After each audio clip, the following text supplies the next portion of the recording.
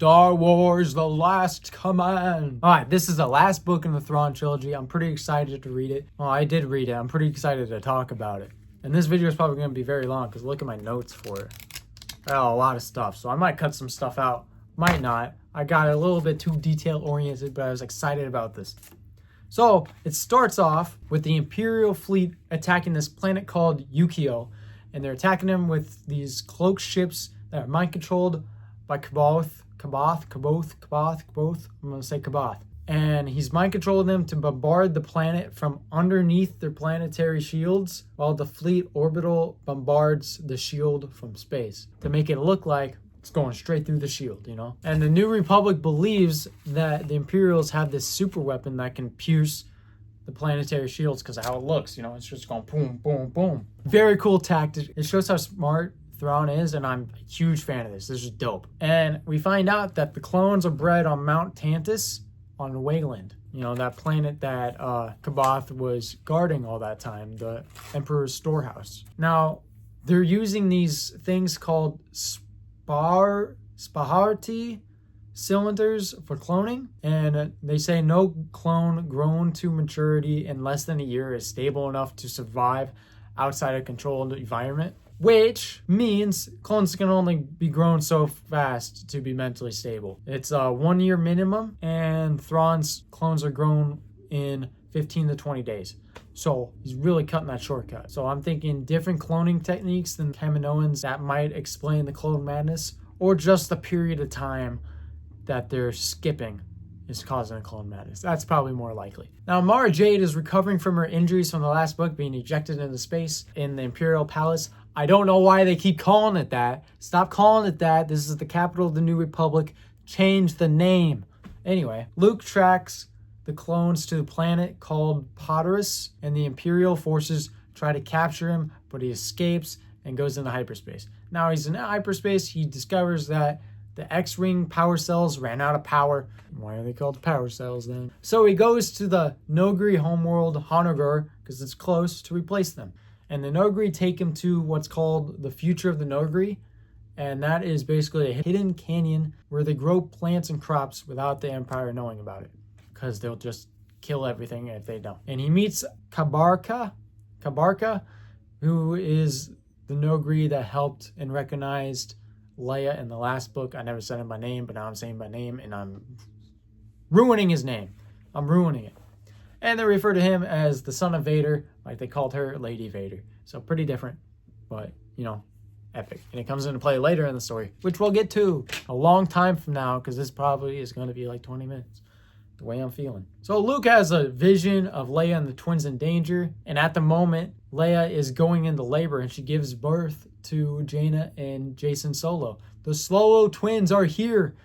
Epic. Cannot wait for their stories later on. I already got the books back. I am waiting for it, even though we got a lot to get through before then.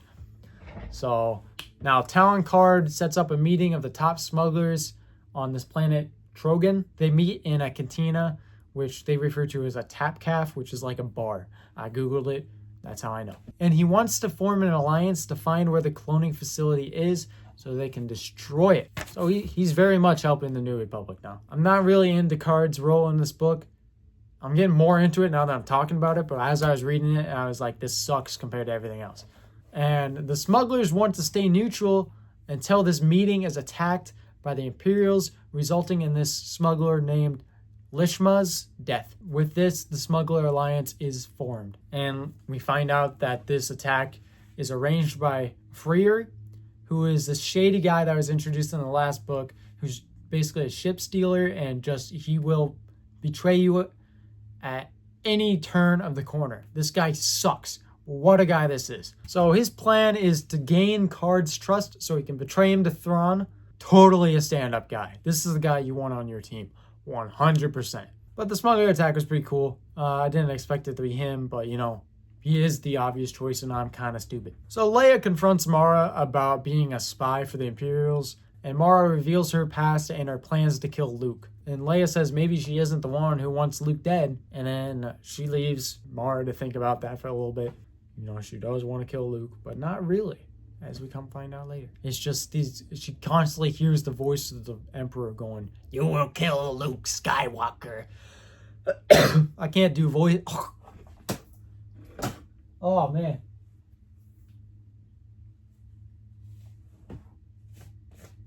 I can't do voices. Oh, my. Anyway, back to the book after I just almost killed myself doing the Emperor's voice. Mara finds out the palace is infiltrated, and she reaches out with the Force, warning Leia of danger. Now, she doesn't know the Force much. It's kind of like a Rey situation, but I'll let it slide because I like Mara more. I'm toxic. Let's go. She finds Leia, leads her down a secret passageway to protect her because she knows all the hidden ways in this palace because it was the Imperial Palace, and they're still calling it that, but they shouldn't because it sucks. Get a new name. And Mara is falsely identified as the one who let the Imperials in, and she is placed under house arrest. Leia doesn't believe it, and Mara conveniently remembers where the storehouse is and offers the coordinates to Leia. So she's like, I know it's on Wayland. I know where it is. Here you go.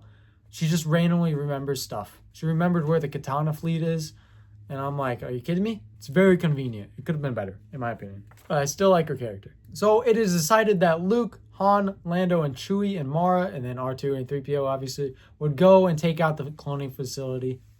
And it's kept secret to prevent discovery from Deltasaurs. Now, Deltasaurs. I didn't like this part, but it had a funny ending. So it's the way the Imperials are getting their intel from Coruscant. Now, they think it's actual people being spies, but in the end, it's revealed that it's hidden listening devices in the trees of the palace. So it's just a bunch of bugs. Someone bugged the whole palace. Smugglers Mazik and Elor attack the Bilbringi, I don't know how to say that, the Bilbringi shipyards for revenge of Lishma's death. This results in the destruction of an almost finished Star Destroyer. Now, Card watches this from a distance, and he counts 22 asteroids. Important later, if you remember, but I'll remind you, probably, if I remember. Now, Thrawn recognizes their attack as being them. The attack was neat. I liked it. It was cool. It was pretty cool, I gotta admit. Now, back to Coruscant. Ten Noghri arrived disguised as Jawas. Nice. And Luke and Lando free Mara from her house arrest, and they all leave on the Falcon, and they're heading to Wayland. Let's go to the end battle, which is so sweet. I can't wait to talk about. Soon after they leave, Thrawn attacks Coruscant. Awful timing. You could have used them to protect the planet, but they do a pretty good job and a little bit of drama. So Kabath demands to return to Wayland, and he's eventually, allowed to. Leia helps Mon Mothma and Bel Iblis squash beef before Bel takes command in the battle because they were losing pretty bad because they didn't know what was going on. He was the most experienced guy to lead this battle, but he was like, I'm not helping the New Republic. You guys suck. So she helps him squash their beef, and everything's good. That guy is so stubborn. It was a nice moment for them, but this could have waited until later. This isn't a complaint about the book. It's a complaint about that guy's character. I liked it. Don't get me wrong. I liked it. But this guy should have waited. Their lives being lost, and this is just a nitpick. But he should have just put it behind him, have this conversation later. Don't like that guy. But I love the story. Thrawn launches the 22 asteroids equipped with a cloaking device before withdrawing his forces. So he just leaves them up there and they're cloaked. So now they're destroying these. They don't know how many's there, so they're on wide alert. And Mazik is captured by the Imperials. Thrawn manipulates him, blames Card, then lets him go to go back and cause some havoc. And Freer is sent to incriminate Card because he wants to cause more problems. Luke and the team have to hike to Mount Tantus. This takes days, by the way. And Luke calls the bluff to Han that Mara doesn't actually want to kill him because one doesn't announce to their victim's family their murder plans. And he bets his life on it, which I'm pretty sure people have in history. But you're like, I'm going to kill that guy. And then they end up doing it.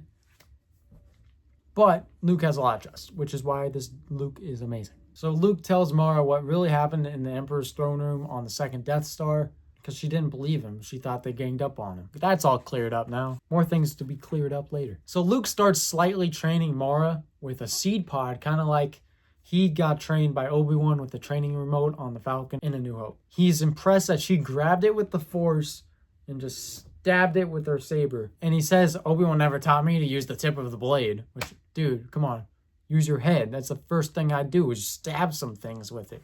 But that's not the Jedi way. They also practice lifting rocks with the Force like he did with Yoda on Dagobah. I have so much left to talk about. It's going to be over 20 minutes. Holy. It's amazing how trusting Luke is. It really shows the difference between Disney Luke and the EU Luke. I love it. I love this Luke so much. He's like, this person wants to kill me. Doubt it. So the Nogri snuck on the Falcon and they kept their presence unknown at first. And they're super effective. They traveled beside them for days undetected, clearing out threats, and no one was even suspicious that they were even there. Even on the Falcon, they didn't even know they were there. And how can you hide there? It's a spaceship. They had to have been, whatever. And this Nogri named Ekrikar, can't say the names, refers to Han as Han Clan Solo. And Luke goes, I think you've been adopted. This is a very funny friend moment, and I loved it, and I want to see more things like this to show how close they are. So Mara finds out Vader is Luke's father from the Nogri, calling him Son of Vader, which I'm surprised she didn't know yet because she knew a lot of things, but I'm also not surprised she didn't know. I don't know how many people know this news. And Freer is exposed as the real traitor, this guy. Not a fan of that guy. And Card goes to Coruscant. He can't be let in because they're on high alert. They had the shields up. And he's like, why can't I come in? And they're like, there are asteroids up there. And he's like, how many did you shoot down? And they're like, 22. And he's like, there were only 22. I saw him load them in the ship to come here with him. And they're like, I don't believe you. So they still don't let him in. And he's like, this is ridiculous. Just let me in. I need to talk to you guys. And while this is happening, Leia figures out how Thrawn is breeding the clones so fast. He is using the Yasal to block the Force near the cloning tanks. Therefore, they grow faster. So Leia recognizes Luke is in danger because they have those lizards there that can block the Force. She meets Card at the spaceport, and this Nogri catches Fila, the counselor that I was pretty sure was a traitor. Turns out is not, just a kind of not good guy, kind of good guy. Kind of, in the gray. And he was eavesdropping, so it was pretty easy to catch him and brought him to him. And he begs Card to take Leia to Wayland and let her help them. Card makes him pay him credits, and he just takes Leia. And I thought that was pretty funny. Get that weasel out of here. Make him pay money and then skedaddle. So Luke can't sense Tantus due to the Yalsamiri, and they're there to confine Kabath. Wayland locals attack, giving the team a diversion to sneak in an airtake vent. They find the cloning chamber, and Han, Lando, and Chewie set up the explosives so they can blow it up. And then Luke and Mara head for the throne room to look for a self-destruct. Han goes after Luke after finding out that Kabath is being kept in the throne room. Someone's trying to call me. And Luke and Mara are in danger because they're going there. Now, Kabath's plans is to take control of all the clones' minds to make them his personal army, which is a wild plan. And he's insane, so I believe it's him making the plan. Luke, then in the throne room, faces a clone of himself named Luke, because he's a clone, and clones have weird names. And this clone was cloned via his lost hand from Cloud City, and is wielding the lightsaber he also lost. And Kabath tries to turn Luke during this battle, so he's just being a menace. And Luke is also causing a buzzing pressure in Luke's mind, which is really distracting him from the battle. During this, Luke questions if killing this clone in anger would lead to the dark side. He's just trying to find a loophole here. But before he does, Mara takes Leia's lightsaber because she showed up already and kills Luke. Immediately, Luke notices the pain and hatred in her eyes has just vanished for the first time since he met her. So she technically obeyed the Emperor in killing a Luke Skywalker, even though it was Luke Skywalker. She got that murder that she wanted so nicely. And now she's okay. Now she doesn't want to kill Luke because she already killed one. And after this, Kabath tries to bring down the whole facility. And while this is happening, a section of a catwalk falls on Leia. Good thing she's not pregnant anymore. And Han calls Chewie. And he's like, take care of my kids.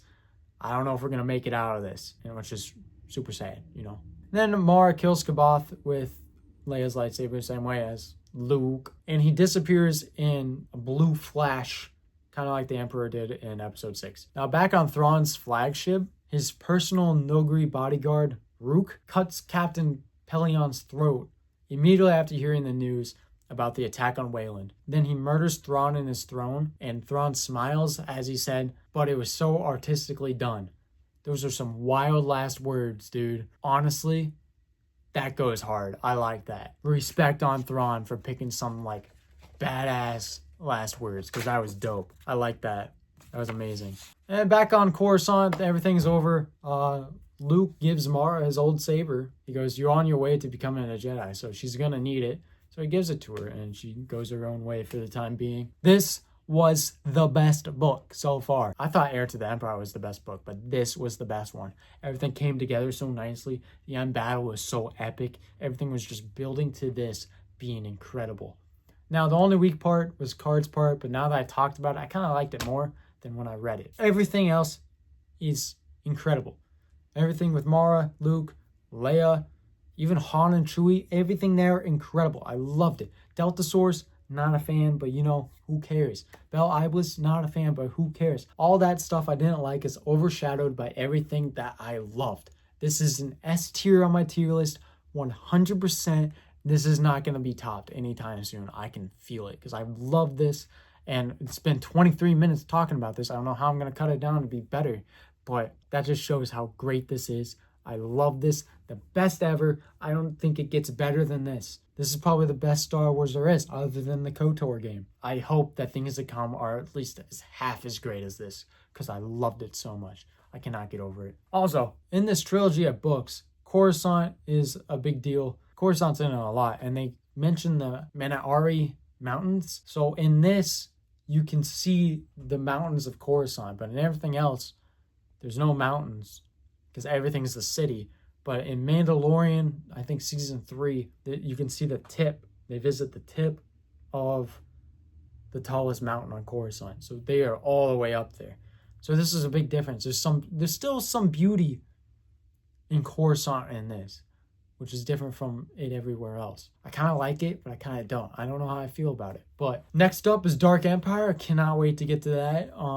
Even though that is kind of a drop in quality from this. I don't agree with the story about bringing back the Emperor, but oh well. Then after that, Crimson Empire, then the Jedi Academy trilogy. Everything's getting good. This is going to be great. I'll get these out as soon as I can. I got to read them now. I'm not going to read the trilogy of stuff before I do the thing. Actually, Dark Empire and Crimson Empire, I might read the whole run, like 1, 2, and then Empire's End, and the same thing with the Crimson Empire. I'll see how Dark Empire goes. But I might read the whole thing because it's shorter and do a video on the whole thing. I don't know, maybe. But yeah, I gotta go now. See ya.